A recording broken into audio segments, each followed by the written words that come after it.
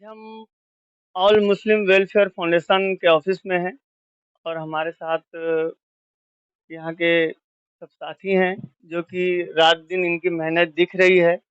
नन्हे रोजेदार अजान कंपटीशन कुरान मुकम्मल करने में जो सारे ये काम है इनके कड़ी मेहनत है आज हम इनसे कुछ बात करेंगे। ये जो इतने कपड़े दिख रहे हैं ये पूरे ढेर लगे हैं, ये क्या है? ये कपड़े अभी हम लोगों ने चूँकि ये हमारा पहला साल है, तो हर साल हम कुछ ना कुछ करते हैं, जैसे कि हमारा नन्हे रोज़गार चलता है। पिछले साल हमने लगातार 2 सालों से हम कर रहे हैं। पिछले साल हमारे छत्तीसगढ़ से तकरीबन 1600 बच्चों के उनके डिटेल्स आए थे रोज़े रखने के। तो इस बार जो है अभी ये सारी डिटेल्स 20 रोज़े के बाद आती है, क्योंकि कुछ बच्चे जो अंत में रखते हैं रोज़े। तो इस बार जो है अभी तक पूरे छत्तीसगढ़ से 600-700 के करीब आ गए हैं। लेकिन इस बार हमारा अनुमान है कि ये 2000 प्लस जाएगा। उसी तरह जो आप कपड़े देख रहे हैं, ये कपड़े हम लोग का एक प्रोग्राम है 21वें रोज़े के दिन। यौम शहादत मौला अली के उसमें याद अली के उन्वान पे 21वें रोज़े के दिन हम ज़रूरतमंद लोगों तक नए कपड़े पहुँचाएँगे उनको, ताकि उनकी भी ईद अच्छी खुशहाली हो सके। बाकी इसके बारे में जानकारी। यहाँ भी कुछ आगे चलते हैं। यहाँ भी कुछ इतना कपड़ों का ढेर दिख रहा है, ऐसा लग रहा है हम किसी कपड़े के गोडाउन में आ गए हैं और ऑफिस में नहीं किसी गोडाउन में खड़े हैं। ये ऐसा मतलब इतना ज़्यादा कपड़ा दिख रहा है, क्या कैसा सहयोग आ रहा है आपको? हमारी उम्मीद तो थी लगभग 5,000 6,000 लोगों की, लेकिन अल्हम्दुलिल्लाह लोगों ने जो सपोर्ट किया है, अभी तक के हमारे पास तकरीबन 7,000 से ज़्यादा जोड़ कपड़े आ चुके हैं। और अधिकतर लोगों की सोच यही रहती है कि हम नया पहने, हमारे बच्चे नया पहने, लेकिन बहुत ही कम लोग ये सोचते हैं कि हम हर किसी को नया कपड़ा पहनाएं।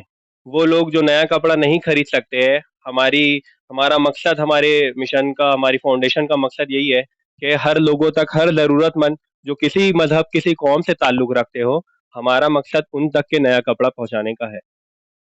और काफ़ी सारे मेडल दिख रहे हैं यहाँ पे ऑफिस के, इसके बारे में कुछ बताएँ? जी, अल्हम्दुलिल्लाह ये हमारी फाउंडेशन के किए हुए हमारे अध्यक्ष मोहम्मद सिराज साहब की मेहनत है कि उनको हर प्लेटफ़ॉर्म में बुलाकर प्रोत्साहित किया गया है।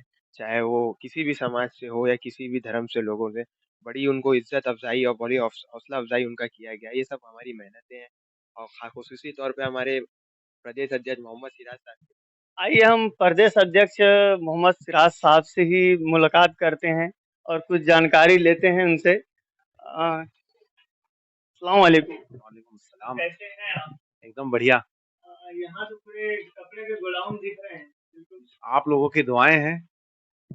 यहाँ पे इतने अभी ऐसा हम आए तो ऐसा लगा नहीं कि हम किसी ऑफिस में मतलब ऑल मुस्लिम वेलफेयर फाउंडेशन के ऑफिस में आए। ऐसा लग रहा था हमें कि कपड़े के गोडाउन में आ गए हैं हम।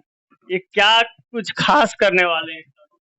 कुछ नहीं, हमारे कुछ जिला के नौजवान हैं, जो कोशिश किया उन्होंने, सिर्फ़ एक प्रयास था कि कपड़े देना चाहिए लोगों को, तो उन्होंने एक अपील बनाया और डाला।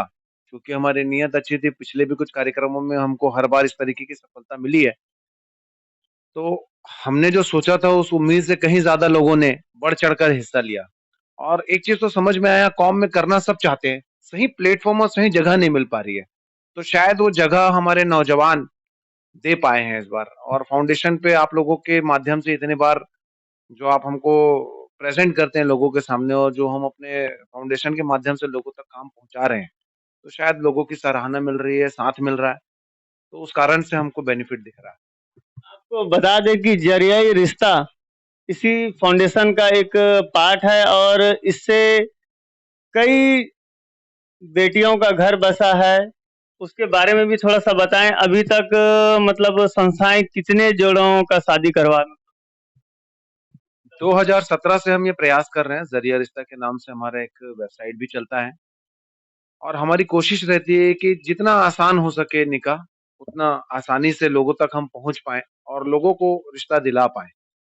और हमने लगातार इस पे कोशिश की है, 350 जोड़े आज तक हमने बनाए हैं। परिचय सम्मेलन हमने कम से कम 6 से 7 बार किए हैं, अलग-अलग जगहों पर, अलग-अलग जिलों पर।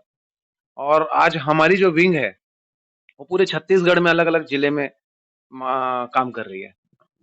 जैसे कोई गरीब परिवार है, उनके घर में ऐसा मतलब बैठक के लिए कोई जगह नहीं है, तो संस्था क्या उनको उस जगह का भी कुछ इंतजाम। बहुत खूबसूरत सवाल पूछा आपने। ये हम तो प्रचार करना भी चाहते हैं और आपके माध्यम से आपके दर्शकों को हम बता दें कि हमने एक ऐसा प्रावधान चालू किया हमारे ऑफिस में। शायद मेरे कमरे के जस्ट बाजू में वो एक कमरा हमने तैयार किया है कि गरीब परिवार अगर चाहे तो वो अपने घर में मीटिंग ना करके हमारे यहाँ पहली मुलाकात करवा सकता है। इससे बहुत सारे अलग अलग फायदे हैं। आज आपको भी मालूम है कि नाश्ते से ज्यादा महंगा हो गया है, खाने से ज्यादा महंगा हो गया है नाश्ता।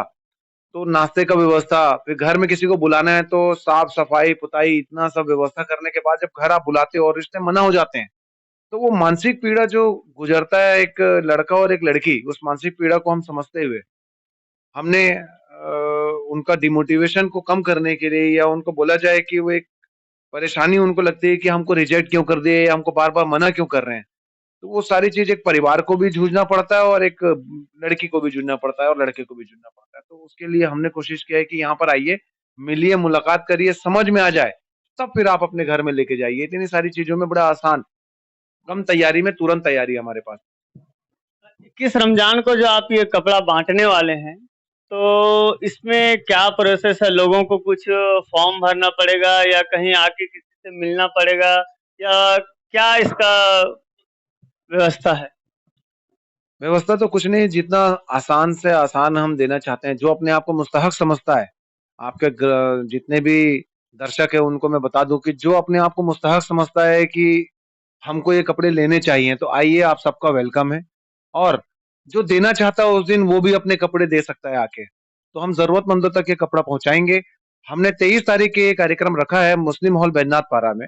11 बजे से हम चालू करेंगे इंशाल्लाह, और इसको हम शाम के 6 बजे 4-5 बजे तक बांटेंगे। तो आप सभी से यही दरख्वास्त है कि जिनको ईद में कपड़ों की ज़रूरत है, वो ज़रूर मुस्लिम हॉल बैनाथ पारा पहुँचे और संस्था के ज़रिए से अपने जो देना भी चाहते हैं, वो उनको ताउन भी करें।